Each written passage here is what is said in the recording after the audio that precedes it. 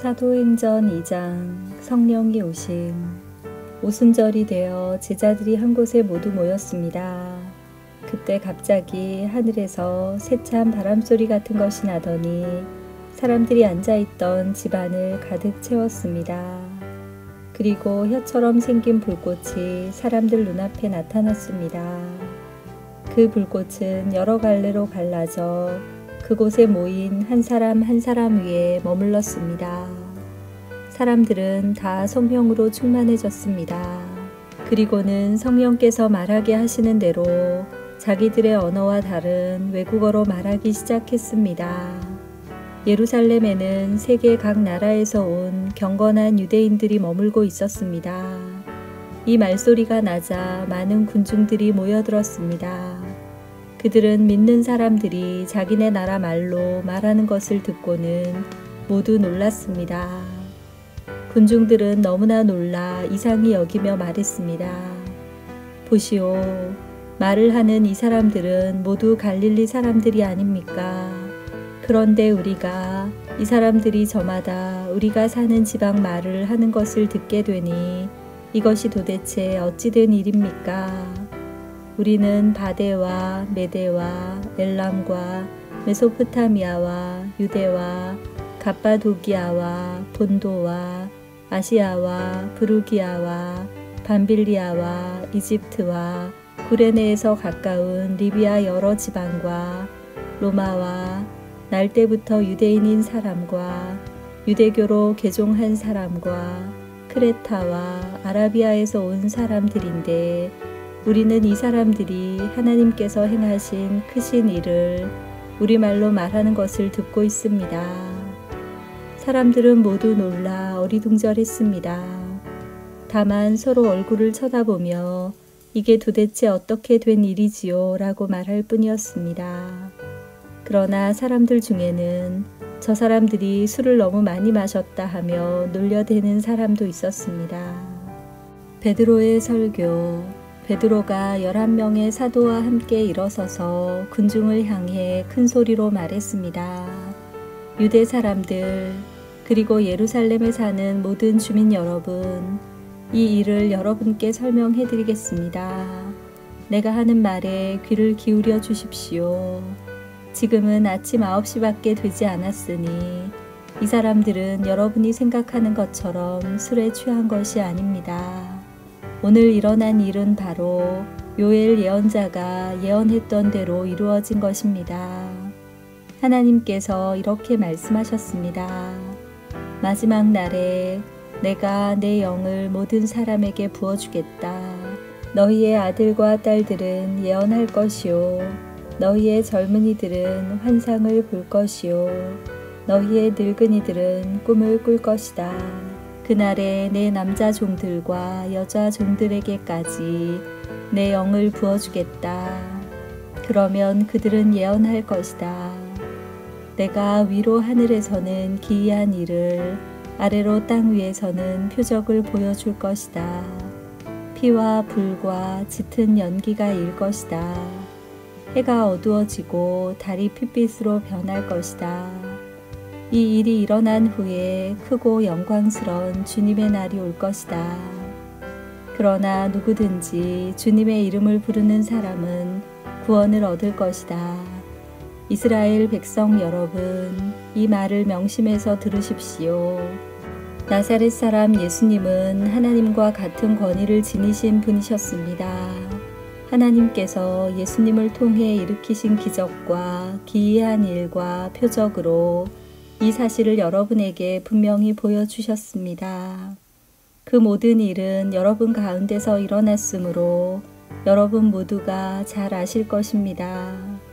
이 예수님은 여러분에게 넘겨졌고 여러분은 악한 사람들의 손을 빌어 예수님을 십자가에 못 박아 죽였습니다. 이 모든 일을 하나님께서는 이전부터 알고 계셨을 뿐만 아니라 여러분이 행한 일도 하나님께서 오래전에 세워놓으신 계획대로 된 것이었습니다. 하나님께서는 예수님을 다시 살리셨습니다. 죽음의 고통에서 그분을 풀어놓으셨습니다. 그것은 죽음이 예수님을 계속 붙잡아 둘 수 없었기 때문입니다. 다윗이 예수님을 가리켜 말한 것이 있습니다. 나는 내 앞에 계신 주님을 항상 뵙습니다. 주님께서 내 오른편에 계심으로 내겐 흔들림이 없습니다. 그러므로 내 마음은 기쁨으로 내 혀는 즐거움으로 가득 차 있습니다. 내 몸도 소망 속에 살 것입니다. 주님께서는 나를 무덤에 내버려 두지 않으시며 주님의 거룩한 분을 썩지 않게 하실 것입니다. 주님께서는 내게 생명의 길을 알려주셨습니다. 주님께서는 나와 함께 계시면서 내게 기쁨을 가득 채우실 것입니다.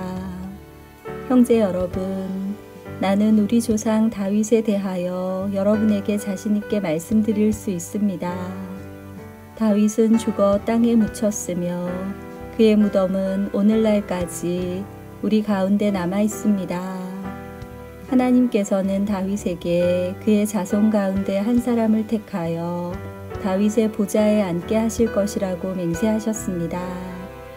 다윗은 예언자여서 하나님께서 맹세로 약속하신 이 내용이 무엇을 가리키는지 잘 알고 있었습니다. 다윗은 이 내용을 미리 알고서 그리스도의 부활에 대해 이렇게 말했습니다. 그분은 무덤에 계속 머물러 있지 않았고 그분의 몸은 썩지 않았다.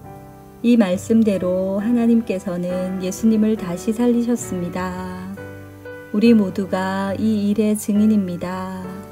하나님께서 예수님을 높은 곳에 올려 하나님 오른편에 앉히자 예수님은 하나님 아버지께서 약속하신 성령을 받아 지금 여러분이 보고 들은 것처럼 우리에게 부어주셨습니다. 다윗은 하늘로 올라가 본 적은 없었지만 이렇게 말했습니다. 하나님께서 내 주님께 말씀하시기를 내 오른편에 앉아 있어라. 내가 내 원수들을 내 발 아래 둘 때까지.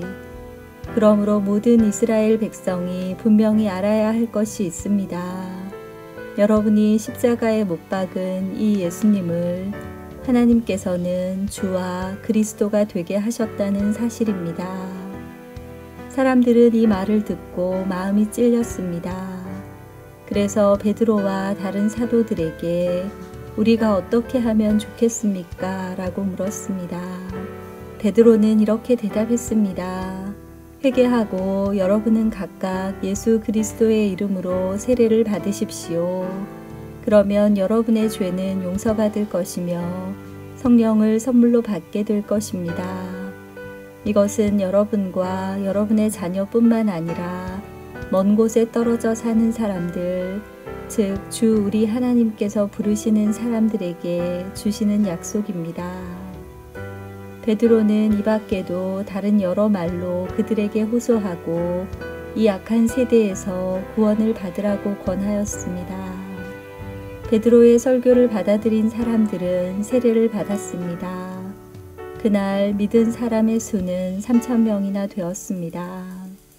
사람들은 사도들의 가르침을 받으며 서로 교제하고 빵을 나누어 먹고 기도하는 일에 힘썼습니다. 믿는 사람들의 나누는 생활, 사도들을 통해 많은 기적과 표적이 나타났습니다.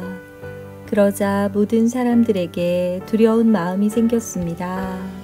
믿는 사람들은 다 함께 모여 모든 물건을 공동으로 사용하며 살아갔습니다. 그들은 재산과 모든 소유를 팔아서 필요한 사람들에게 나누어 주었습니다.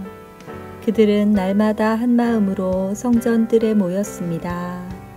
그리고 집집마다 돌아가며 함께 모여 기쁘고 순수한 마음으로 식사를 같이 하였습니다.